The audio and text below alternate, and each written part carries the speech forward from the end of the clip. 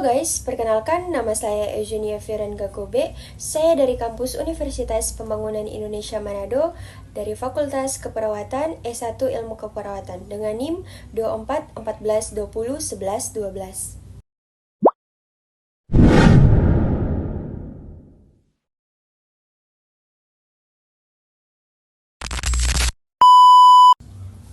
Dan di video kali ini saya akan mempresentasikan tentang materi sistem endokrin. Apa sih sistem endokrin itu? Sistem endokrin adalah sistem kelenjar yang memproduksi zat atau hormon untuk digunakan dalam tubuh.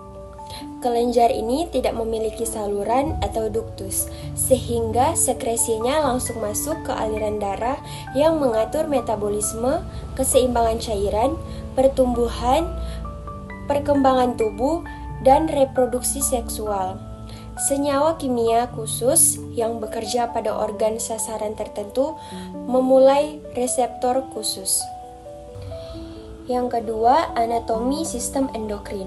Organ endokrin utama meliputi yang pertama, hipotalamus, pusat kendali endokrin di otak dan bagian dari saraf sistem otonom.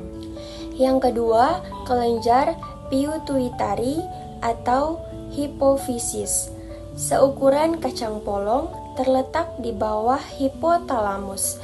Yang ketiga, lobus anterior, memproduksi GH atau pertumbuhan, PRL atau prolaktin, ACTH, TSH, VSH, dan LH.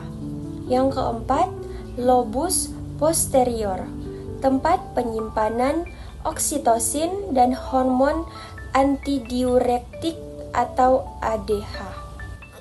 Anatomi sistem endokrin bagian 2. Yang pertama, kelenjar tiroid terletak di dasar tenggorokan, menghasilkan tiroksin atau T4 dan triioditironine atau T3 untuk metabolisme serta kalsitonin. Yang kedua, kelenjar paratiroid, massa kecil di permukaan belakang tiroid, menghasilkan PTH untuk meningkatkan kadar kalsium darah. Yang ketiga, kelenjar adrenal terletak di atas ginjal. Yang keempat, korteks adrenal menghasilkan kortikosteroid atau mineralokortikoid, glukokortikoid, dan hormon seks. Yang kelima, medula adrenal menghasilkan katekolamin atau epinefrin dan norepinefrin untuk respon stres. Hipotalamus dan kelenjar pituitari. Yang pertama, hipotalamus, pusat kendali endokrin di otak dan bagian dari sistem saraf otonom. Yang kedua, kelenjar pituitari atau hipofisis, berukuran sebesar kacang polong, terletak di bawah hipotalamus. Yang ketiga, lobus anterior, menghasilkan hormon pertumbuhan atau GH, prolaktin atau PRL, ACTH, THS, VSH, dan LH. Yang keempat, lobus posterior. Yang keempat, lobus posterior, tempat penyimpanan hormon dari hipotalamus seperti oksitosin dan ADH atau vasopresin. Kelenjar tiroid dan paratiroid. Yang pertama, tiroid, terletak di dasar tenggorokan di bawah jakun. Hormon tiroksin atau T4 dan triioditironine atau T3 yang mengontrol laju metabolisme pembakaran glukosa. Kalsitonin menurunkan kadar kalsium darah dengan mengendapkannya di tulang. Yang kedua, paratiroid, massa kecil di permukaan belakang tiroid. Hormon PTH meningkatkan kadar kalsium darah atau antagonis kalsitonin. Kelenjar adrenal terdiri dari dua bagian utama. Yang pertama, korteks adrenal atau bagian luar, menghasilkan kortikosteroid, mineralokortikoid atau aldosteron, mengatur mineral atau garam dan keseimbangan air. Glukokortikoid atau kortisol membantu melawan stres jangka panjang dan meningkatkan glukosa darah. Hormon seks, androgen, dan estrogen dalam jumlah kecil.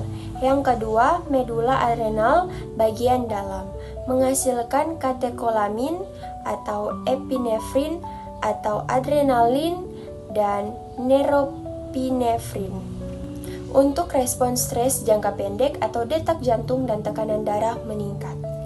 Gonad dan plasenta. Yang pertama ada gonad atau kelenjar kelamin, ovarium atau wanita, menghasilkan estrogen dan progesteron untuk siklus menstruasi dan karakteristik seksual. Yang kedua, testis atau pria, menghasilkan testosteron untuk reproduksi sperma dan ciri seksual sekunder.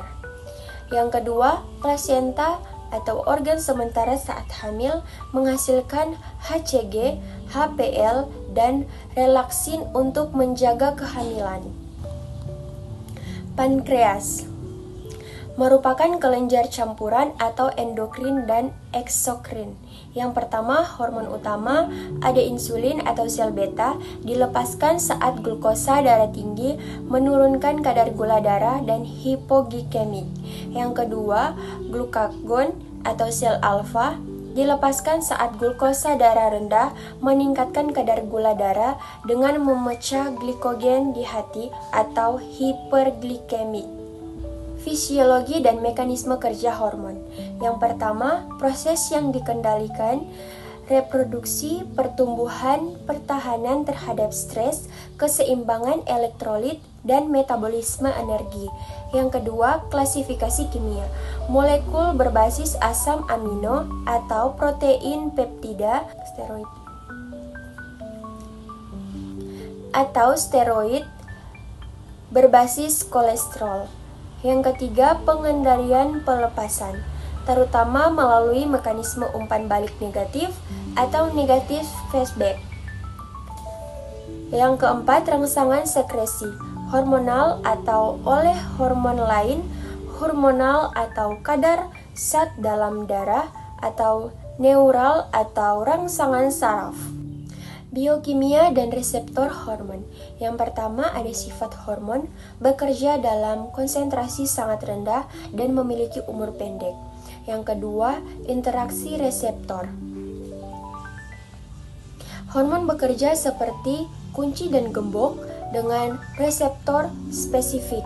Lokasi reseptor, membran plasma untuk hormon protein atau peptida menggunakan second messenger.